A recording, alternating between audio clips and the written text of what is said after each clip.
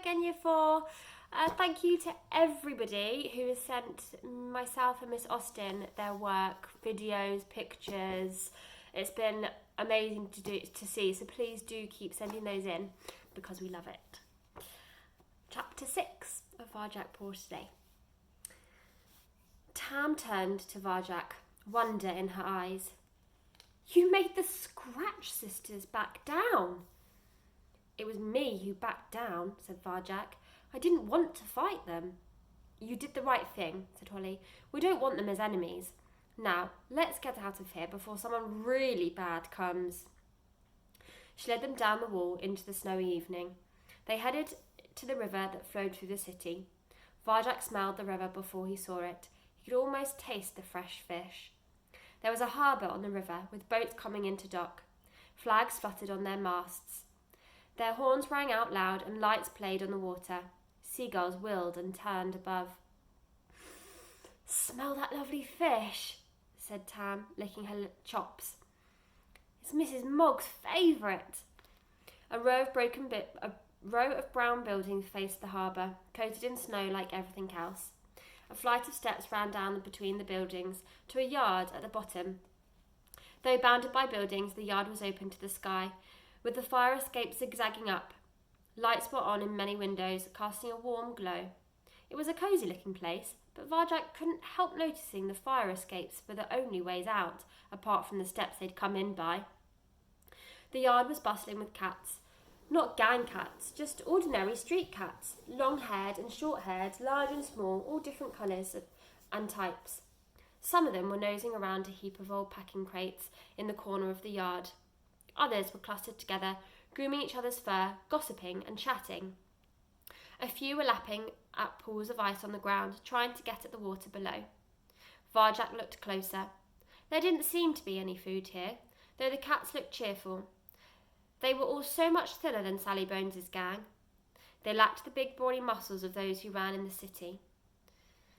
In the centre of the yard, beside a ship's anchor and a heap of a chain, an old marmalade tabby was telling some kittens a story.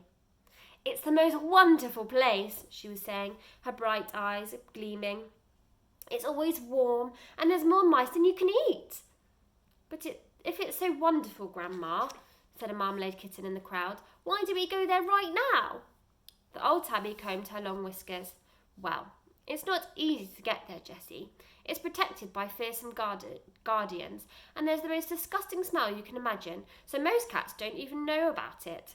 But we sheltered there years ago when I was just your age. There was a great fire in the city, see, and we had to hide. Above the yard, seagulls rose up on the river breeze. Harbour lights winked into the night. That's Mrs. Moggs, whispered Holly, but Varjak had guessed as soon as he saw her. She told us that tale when we were kittens. Remember, Tam? I remember. If only it was true. Mrs. Moggs looked up at the steps, alert despite her years. But it is true, young Tammy, my dear, she said. Every word. I didn't mean it wasn't. Tam, cried the marmalade kitten. And Holly! She bounded out to meet them on the steps. Look, everyone, they're back. The vanishings didn't get them after all. A buzz went round the yard. The street cats stopped doing what they were doing and looked over, their ears and tails perking up with excitement. Well now, said Mrs. Moggs, as Jess led the three of them down to the anchor in the centre of the yard. Holly and Tam, it's mighty good to see you two again. We were so worried about you. But who's this with you? He's my friend, said Holly. His name's Varjak Poor. He's the one who saved us from the vanishings. It's thanks to him they're all over now. The buzz of interest intensified. The street cats were smiling and purring at Varjak, welcoming him to the harbour yard. They were so different to Sally Bones's gang or the Scratch Sisters, so open and friendly. Already he felt at home here. I'm Jess, said the marmalade kitten, and if you're the cat who solved the vanishings, we should give you a welcome feast, like you're a hero.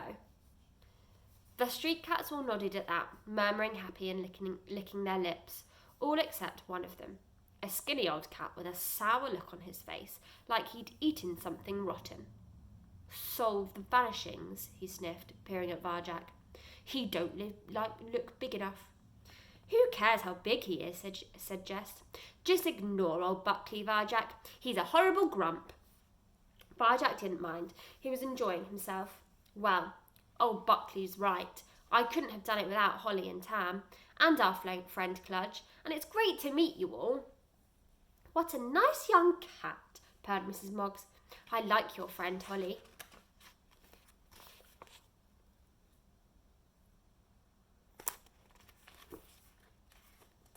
He's my friend too, piped up Tam. Everyone laughed. In the harbour, a ship's horn sang out into the night, rich and brassy. The yard was bathed in warm sounds. And guess what else, said Tam, encouraged. Varjack's been standing up to her gang. He fought Razor and beat him. A gasp went round the yard. Varjack shook his head. Tam, don't. But little Jess was looking at him with her bright blue eyes like no one had ever looked at him before. There was a kind of faith that made his scalp tingle.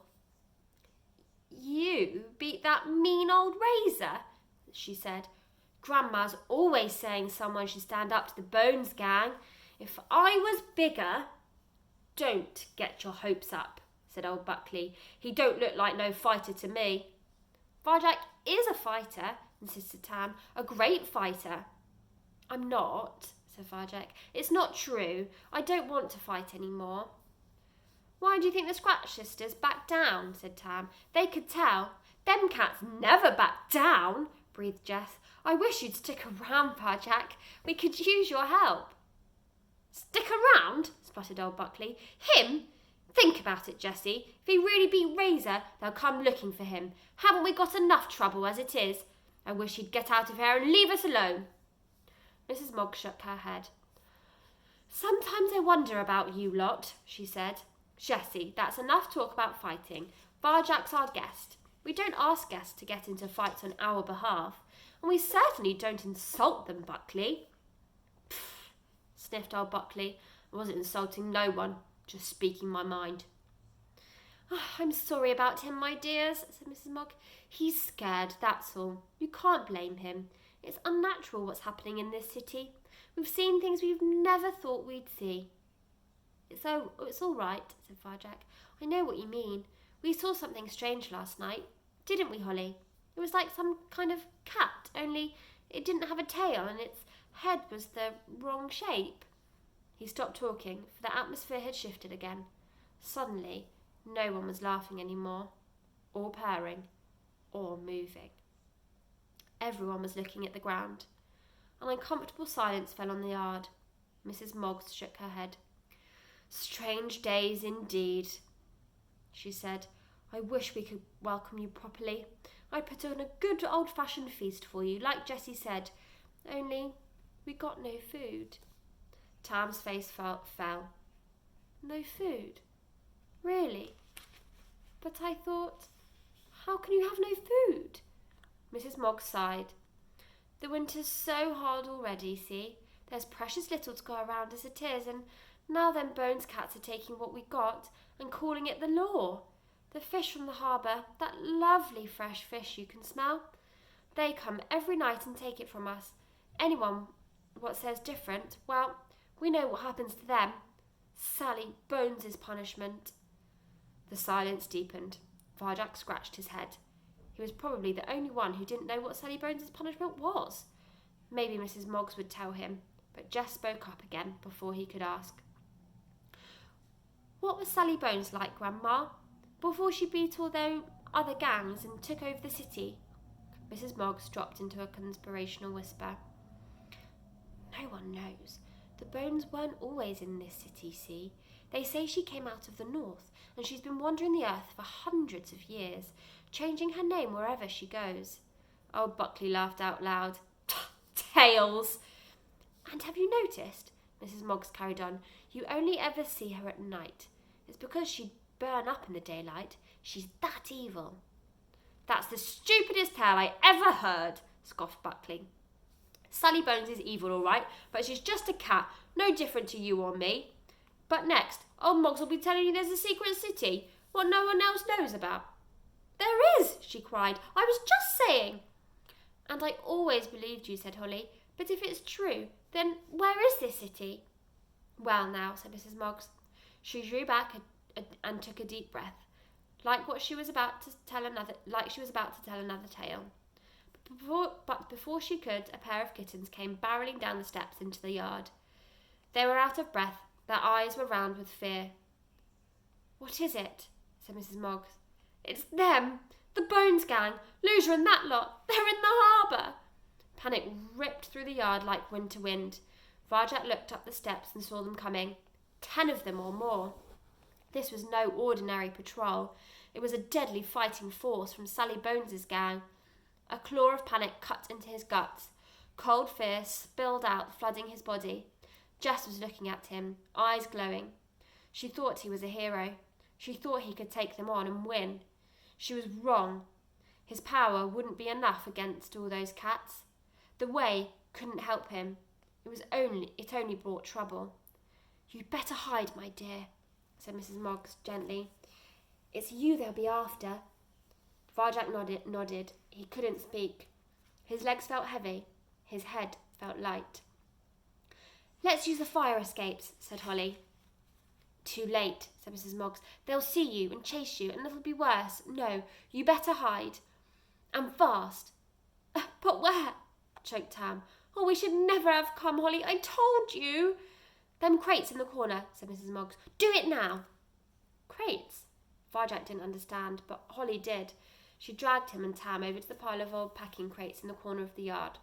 The crates were discarded, broken, covered in snow. One of them had a crack just wide enough for a cat to slip through, so they nosed into it and cuddled together in the dark.